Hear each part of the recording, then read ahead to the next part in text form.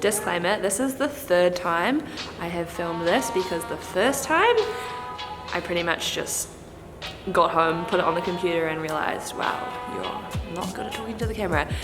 Second time I recorded the whole thing with no microphone and then we had a huge fight about it. So this is the third time.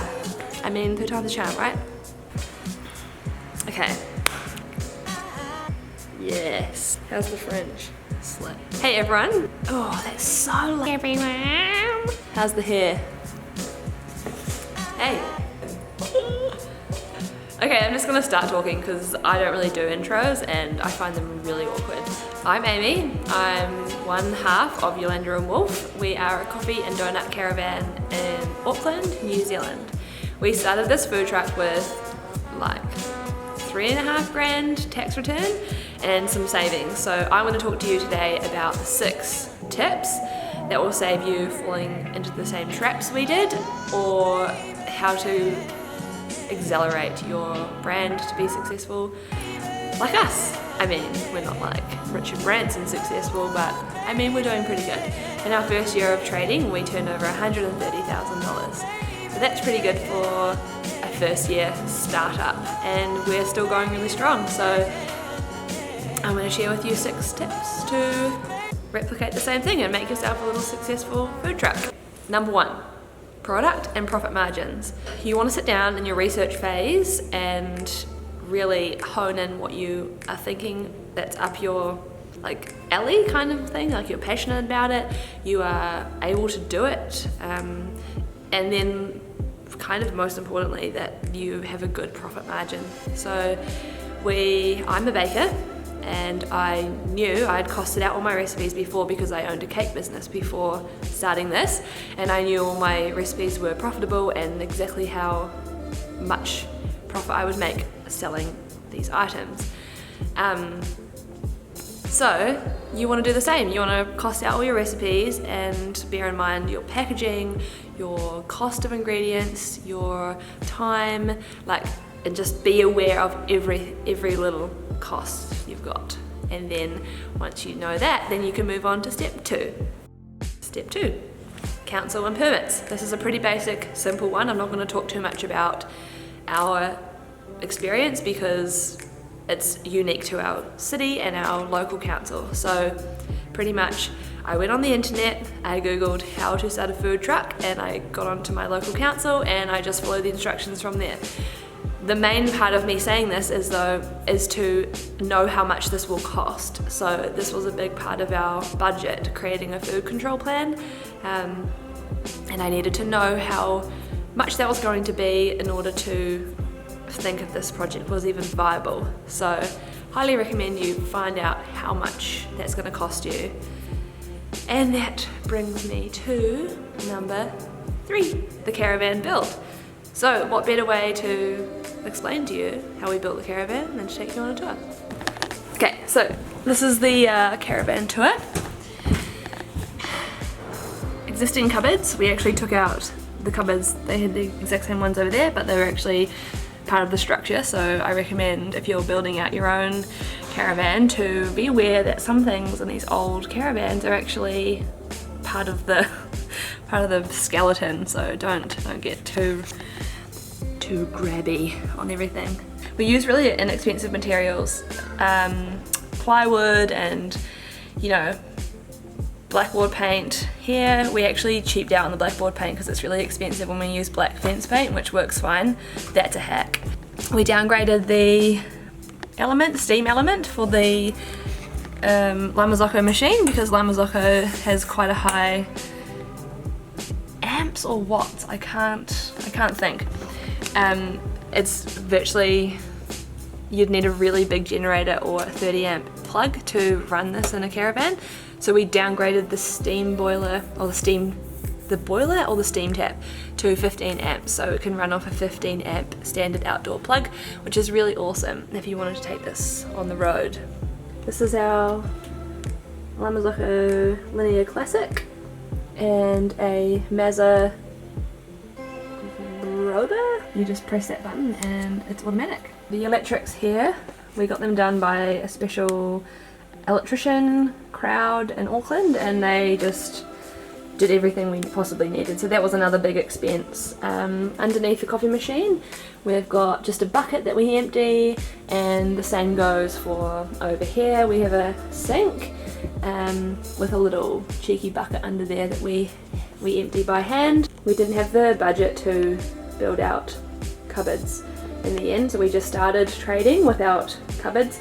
So we just got these little set of drawers here. A little fridge, we actually started with the second-hand fridge that's brand new, and this little seat we built out. We wanted to cover the wheel arch under there and make a little seat, and it came out pretty good. Another thing worth mentioning is that we built out this whole caravan with the intention of working left to right. So we also wanted to serve people at face height, so we cut the window at exactly the height it would be for someone to lean. This is what I meant by leaning height. You know, you can just stand here and have your coffee. Once you think of everything that makes sense, and then you cut. Cut twice, measure once. That's what I learned. This flap here was cut by us. So we actually just bought a 1975 old banger caravan from our local buy and sell website, and we bought it without seeing it, which was a big mistake. Don't do that. You definitely want to see its structural integrity before you buy something with intentions to renovate it, because it can get super expensive.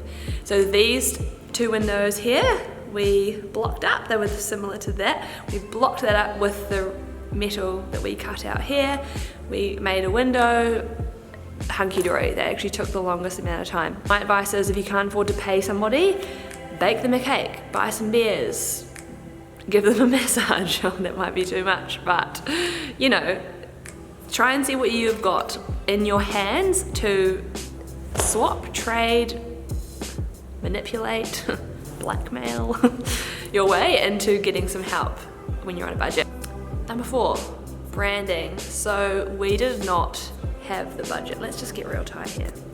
We did not have any budget for branding when we first started. In fact, I did the branding on Canva and I painted the signs myself. I didn't have enough money to get a printing company to even print off any signs. So what matters is your intention. What matters is that your product is good. What matters is that you know how to be nice to people and serve them something good.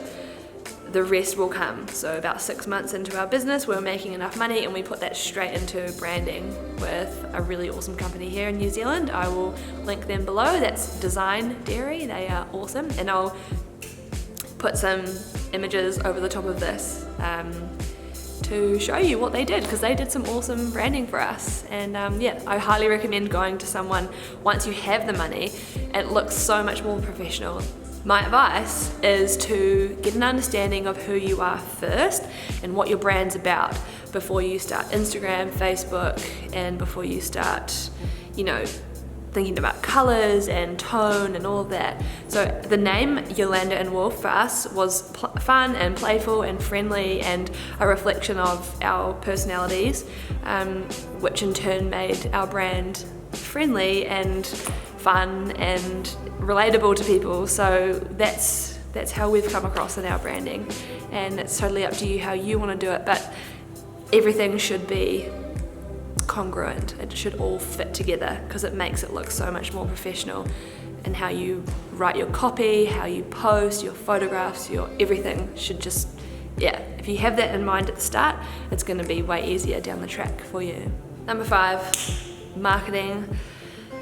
This is a big one because we had, no budget for marketing. We just had me, my brain, which wasn't a marketing brain. I'm a baker. I work with these things, not this thing. And I'm a pretty good dancer too. So I really developed a pretty good strategy for having no budget for marketing. So I utilized Facebook groups in the community. The community is what is going to build you up and keep your brand going. So we get a lot of repeat customers. Well, 90% of everyone is a repeat customer. So when you put your time and energy back into the community, that will be a payoff that is so great. We supported a lot of local sports teams, did fundraisers, and we just jumped right in there in return for sort of advertising on the Facebook page, which you know, don't be like the Barry, the you know, real estate agent. If you need a real estate agent, call Barry. Don't be too intense, but you know, you're offering something good, so don't be afraid to share it out there. We did a free donut day twice to increase the awareness of our brand, and it really, really worked. I mean, I cannot say this enough. Do not be afraid of giving away something for free. Segueing into my next topic. Do stuff for free for people that have a little reach. I mean, it sounds sleazy, but it's not, because you're sharing something you're passionate about, and you know, people are happy to share things that other people are passionate about and they like too. So I gave a lot of donuts away for free to people. They were happy to share it on their social media, and I did a lot of giveaways just to build awareness and to build followers, and I did competitions, and yeah, it really, really paid off. So a year and a half later, we've got 3,500 no paid followers. They are all like pretty much customers from this local area, which is awesome. Don't pay for followers, everyone knows. And my last tip, my sixth tip, is operation. So really, you're going to get to a point where your caravan's built, you've got your certification, you've got your FBOSS machine. All that's lagging behind is your confidence. So what you want to do is just start, like who I was a year ago to who I am now, and what I know about my business and how I am much more confident. It won't happen unless you start. So you've got to just, once you know enough, and once you've, you know, your caravan's built and everything's underway, you've just got to start. And it's really difficult. It was surprising how difficult it was to, that was my shoe, that was not something weird. It was surprising how hard it was to stand in that caravan day one and serve people. Like, I've been doing this for years. Like, my first job was a waitress at 15, and it felt so different because it was mine. I knew every single thing that I did was a reflection on me. You want to start. You want to start and know that you're going to get better. Nobody starts off perfect. You just want to start, have good intentions, come from a good place, serve people, deal with things as they come up, and don't put too much ahead of yourself. Don't worry. You know, no one's really looking at you like you're looking at yourself. So have the confidence. And, you know, if you want to chat to a random person in New Zealand about food trucks, then hit me up at Dyalla and Wolf or at Amy Lee Guy, because, you know, I'm all about those unpaid followers. So, I mean, this means I'm a YouTuber now, so I guess I can say like and subscribe to my channel. That's exciting.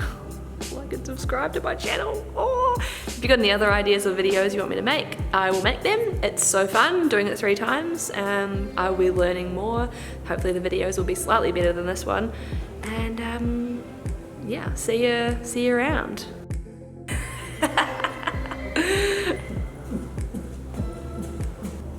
I'm back.